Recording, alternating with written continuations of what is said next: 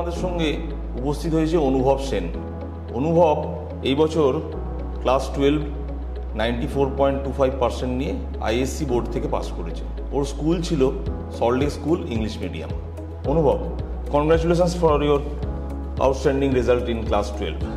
তুমি আমাদের এখানে BA-LLB কোর্সে ভর্তি হয়েছো। আচ্ছা, তোমার ক্লাস 12-এ তুমি আর্টস ব্যাকগ্রাউন্ড থেকে পড়াশোনা করেছো, তো হঠাৎ করে তুমি BA-LLB এই কোর্সটার দিকে ঝুঁকলে কেন? স্যার আমার ক্লাস 11 আর 12 থেকেই আমি যখন ক্লাস 11-এ আর্টস নেওয়া ভেবেছিলাম, তখন sociology, psychology, history, political science প্রথম থেকেই পড়তে ভালো লাগতো। সেরকমভাবে জানতাম না, আস্তে আস্তে শিখছিলাম। তখন দেখলাম যে sociology, psychology, political science, history একটু কম, এই তিনটে সাবজেক্টের সাথেই লয়ের একটা সাংঘাতিক সম্পর্ক। এবং যেহেতু আমার ছোটোবেলা থেকেই বাবাকে দেখে বড় হয়েছি, বাবাকে অ্যাক্টিং ফিল্ডে সাইকোলজি সাংঘাতিকভাবে লাগে, আমারও ছোটোবেলা থেকে সেই এক্সপোজারটা পাওয়া। আর 12-এ বা 11-এ সাইকোলজি পড়তে খুব ভালো লাগতো। তখন আমি বিভিন্ন জিনিস যখন গুগলে সার্চ করতাম, তখন কেন ক্রিমিনালরা এই সবকে কেন করতে বাধ্য হচ্ছে, কেউ তো এমনি এমনি হয় না, সব কিছু ভাবতে ভাবতে তারপরে একদিন দেখলাম মা বললেন যে তুই ল নিয়ে করলে খুব একটা খারাপ হবে না। তো তখন ভাবলাম যে সেরকম তো জানতাম না ল শুধু কী সেটা শুনেছিলাম, ল আমার অ্যাকচুয়ালি ভেতরে কি পড়তে হয় জানতে আর কিছুই জানতাম না। তারপরে একদিন সোশিওলজি ক্লাস করতে করতে দেবকিশোর স্যার বললেন যে সবাই যখন বেরিয়ে গেছিলো আমাকে স্যার একলা পড়াচ্ছিলেন যে তুই ল নিয়ে করতে পারিস। তখন ব্রেন ব্যারের ব্যাপারে বললেন, মাকে এসে বললাম, মা আমি দেবশঙ্কর স্যারের কাছে পলিটিক্যাল সায়েন্স করতাম, তিনি তখন মার সাথে কথা বললেন আর মা কাছে শঙ্করন স্যারের নাম্বার দিলেন, সেখান থেকেই কানেকশন, সেখান থেকে সব। তাহলে আমি তোমাকে জিজ্ঞাসা করছি না যে ব্রেন ওয়াশ সম্পর্কে তুমি কি করে জানলে, কারণ তোমার স্যারই তোমাকে এই রেফারেন্সটা বলেছিলেন। এবং স্যার যেহেতু ব্রেন ওয়াশের সাথে যুক্ত আছেন, উনি সাইকোলজি ডিপার্টমেন্টে আছেন, তো স্যার আমাকে বেশ একটা ছোট করে একটা ব্রিফ দিয়েছিলেন যে অ্যাকচুয়ালি ব্রেন ওয়ারে কি সুবিধা হয়, স্টুডেন্টস স্কলারশিপ থেকে সব কিছু। আমি তারপরে মার সাথে কথা বলেছি। Very good. তুমি আমাদের ক্যাম্পাসে প্রথম কবে এলে? আজকেই ফার্স্ট। তুমি ঘুরে দেখেছো ক্যাম্পাসটা আমাদের? হ্যাঁ, দেখেছি। তুমি ল ডিপার্টমেন্টটা দেখেছো? হ্যাঁ, শঙ্করন স্যার মুড কোর্টটা দেখালেন। মুড কোর্টটা দেখেছো? ওটাই তোমাদের কিন্তু আসল জায়গা। মানে ওটা দেখে আমার বিশ্বাস হচ্ছিল না এতদিন যেটা ভিডিওতে টিভিতে দেখেছো যেটা।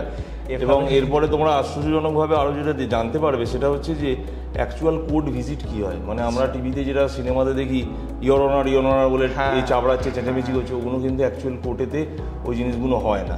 সেইগুলো কী করে হয় সেটা তোমাদের কোর্স সিলেবাসের মধ্যে একবার সুপ্রিম কোর্ট ভিজিট থাকে, হাইকোর্ট ভিজিট থাকে, সেশন কোর্ট, ডিস্ট্রিক্ট কোর্ট, এগুলো সব ভিজিট থাকে। আর যদি আরেকটা কথা বলতে হয়, আমার তো আইএসসি রেজাল্টের পরে সেরকম কিছু করার ছিল না।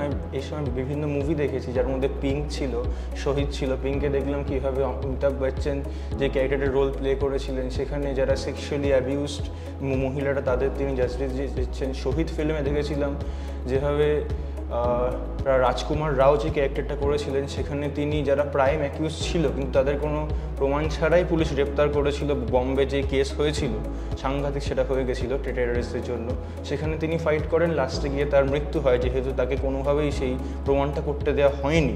সেখান থেকেও দেখেছিলাম যে ল করলে এইগুলো দেখে তুমি আরও বেশি ইন্সপায়ার্ড হয়েছি, আরও বেশি বুঝতে পেরেছি যে সবসময় সব কিছু তো করা সম্ভব না, আমাদের হাত পা বাঁধা, কিন্তু অ্যাটলিস্ট যদি চেষ্টাটা থাকে তাহলে সেটা নিজের দিক দিয়ে স্যাটিসফ্যাকশন হয় যে আমি যেটা পড়েছি সেটা আমি অন্তত একটু হলেও ইকুয়ালিটি ফর অল সেটা অ্যাপ্লাই করতে পারবো। ডেফিনেটলি খুব ভালো বলেছো। তোমাকে আর একটা জিনিস জানাই, তুমি এখানে 90% অ্যাভাব মার্কস পাওয়ার জন্য ব্রেনওয়্যার ইউনিভার্সিটির তরফ থেকে হাফ টিউশন ফি ওয়েভার স্কিমে তুমি আমাদের এখানে ভর্তি হয়েছো। Congratulations Anubhav. Thank you sir. এবার আমি কথা বলে নেব আজকে অনুভবের বাবা মার সঙ্গে, ওনারাও আজকে আমাদের মাঝে উপস্থিত হয়েছেন। প্রথমেই আমি আলাপ করে নেব শ্রাবন্তী মৈত্র, অনুভবের মায়ের সঙ্গে। উনি একজন স্কুল শিক্ষিকা, বেলঘরিয়া হাই স্কুলের উনি পলিটিক্যাল সায়েন্স পড়ান। নমস্কার ম্যাডাম। তো আপনার ছেলে আমাদের এখানে হাফ টিউশন ফ্রি ওয়েভার স্কিমে ভর্তি হয়েছে BA-LLB কোর্সে। কেমন লাগছে আপনার আমাদের ক্যাম্পাসে এসে? ব্রেন ওয়াশ সম্পর্কে আমি রীতিমতো খোঁজ খবর নিয়েই তবেই এখানে ছেলেকে ভর্তি করেছি, এবং আমি যতজনের সঙ্গে কথা বলেছি যারা এখন এই পড়াশোনা জগতের সঙ্গে আছেন তারা প্রত্যেকে ভূয়সী প্রশংসা করেছেন। এবং ওর বন্ধুরাও যারা ইঞ্জিনিয়ারিং পড়তে চায়, ওর খুবই বন্ধু, ওর সাথে একই সঙ্গে পড়েছে একদম ছোটোবেলা থেকে। সে যে জয়েন্ট এন্ট্রান্স দিয়েছে তাতে যেখানে যেখানে সে চান্স পেয়েছে তার মধ্যে ওয়েস্ট বেঙ্গলে সব থেকে আগে আছে ব্রেনওয়্যার। এটা জানার পরে আমার ছেলেও খুব আনন্দিত হয়েছিল যে ও যে ইউনিভার্সিটি চুজ করেছে সেটা সারা ভারতবর্ষের ক্ষেত্রে কোন র্যাঙ্কে আছে সেটা জেনে ও খুব আনন্দিত হয়েছিল। এটা প্রথমত। আর দ্বিতীয়ত এখানকার ল ডিপার্টমেন্টও খুব ভালো, আমি সেটা খোঁজ খবর নিয়েছি। ওর যারা সিনিয়র আছেন ও স্কুলে, তারাও বেশ কিছু এখানে পড়াশুনো করছে, তাদের মধ্যে বেশ কিছু জন, তারাও খুব প্রশংসা করেছে। সুতরাং সব মিলিয়ে যেটা আমার মনে হয়, আমরা যে ব্রেনওয়্যারকে চুজ করেছি সেটা হচ্ছে আমাদের জীবনের সব থেকে, মানে আমার ছেলের ক্যারিয়ারের জন্য সব থেকে প্রয়োজনীয় এবং সুন্দর সিদ্ধান্ত। ধন্যবাদ ম্যাডাম ব্রেনওয়্যার সম্পর্কে এতগুলো ভালো ভালো কথা বলার জন্য। আজকে প্রথম এখানে আসা, আর এসেই কিন্তু আমার খুব ভালো লেগেছে। কেন?